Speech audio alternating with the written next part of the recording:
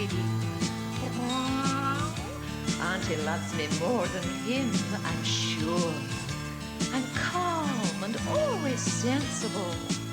I'm such a very clever cat.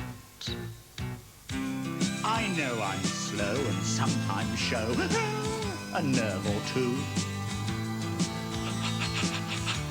But Auntie loves me as much as her, I think. I'm loyal and very lovable. I'm what they call the family dog. My name is Teetime. My name is Claudia. We like each other. In our way.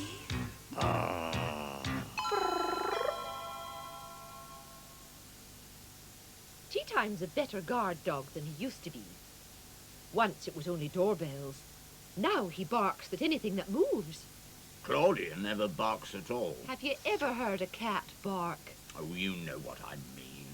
At least you don't bark at yourself in the mirror anymore. Why do you have to remind me of mirrors? Because that's the beginning of the story, isn't it? The early day after breakfast when there's a ring ring on the front door and you start. Well, there's this new auntie-type animal holding a large piece of mirror. I don't know he's a friend. He's not. He's just a front door seller with something he thinks Auntie might want. She does, too.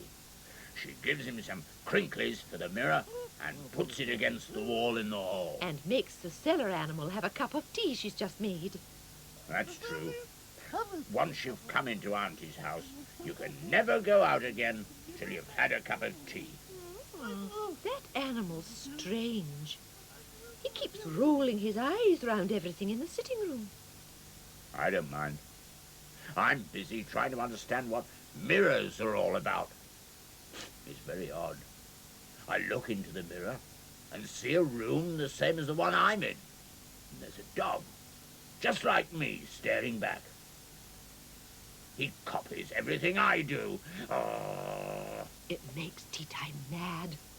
He turns his head to the side so he can only see out of one eye. And the other dog does the same. I wag my tail, and he wags his tail. But he doesn't bark when I do. All this barking makes Auntie come out and tell Teetime to shut up. That's when I find out what a mirror really is. Because Auntie looks in the mirror. And I know there's only one Auntie. All I know is when Auntie's seen the animal out of the house, she gives me a punishment for barking so much.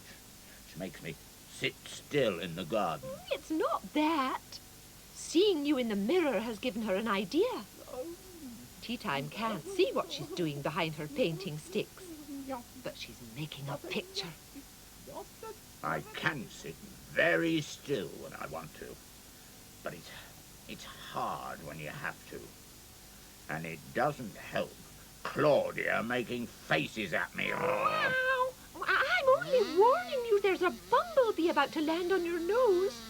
I can't see it there, unless I roll my eyes about. But you can hear it. You'll have to stay extra still now, or it might sting you.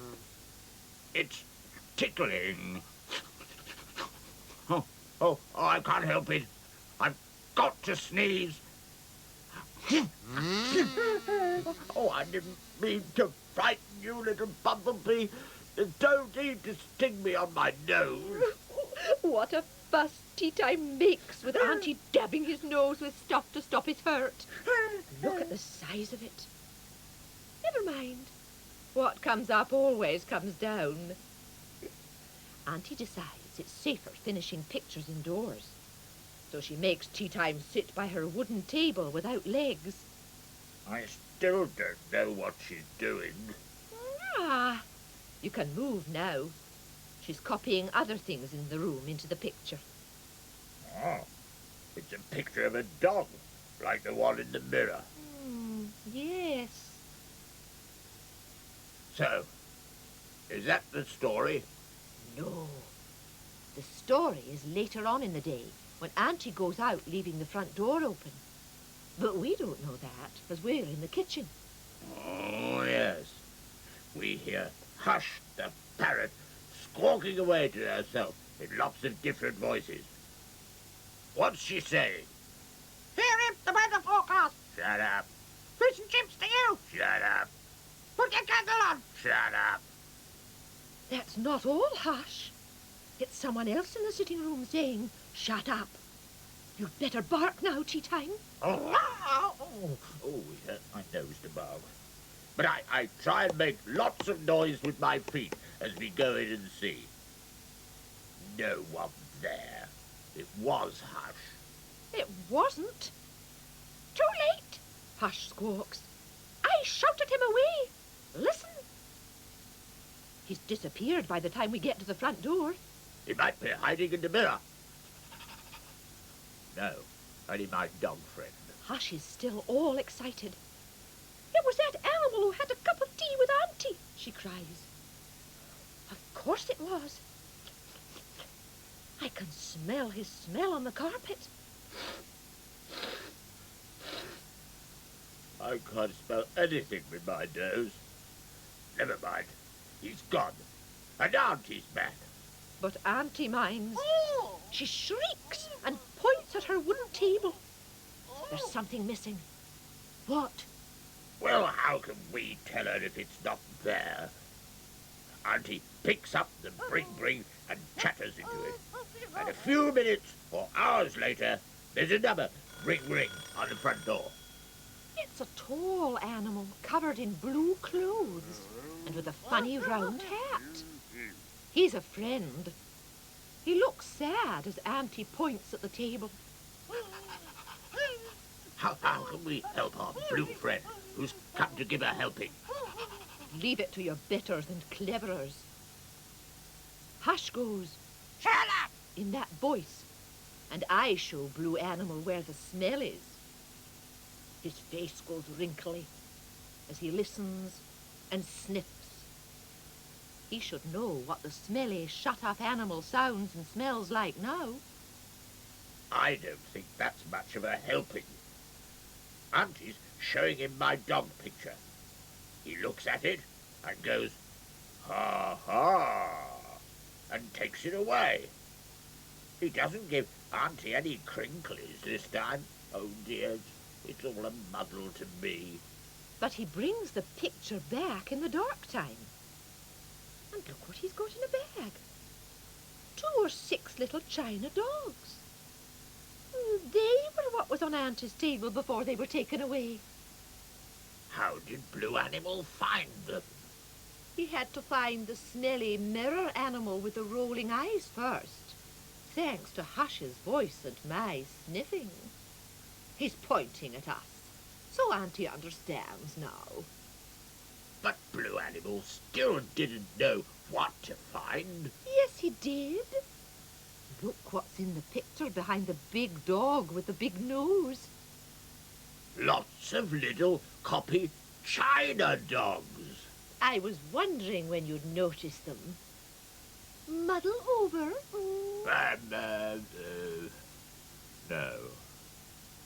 Why is Blue Animal going away with Auntie's mirror now? Still without giving her crinklies. Because Rolling Eyes Animal must have taken the mirror from someone else. So it wasn't his to sell to Auntie for crinklies. Anyway, Auntie's pleased again. So pleased she doesn't mind your barking. And she's making a picture of me and Hush to say thank you. You and Hush? You mean that other picture is me? Of course it is. Who did you think it was? I see. I know. I'd better put my favourite bone where Auntie's copying. It might go in your picture in case anyone comes to take it. They won't. Because you'll bark when anyone comes to the front door now, won't you? Especially if they come in without ringing the bell. Well, when my nose is better. Then I'll bark at anything that moves, especially bumblebees. And yourself in the mirror. Ah.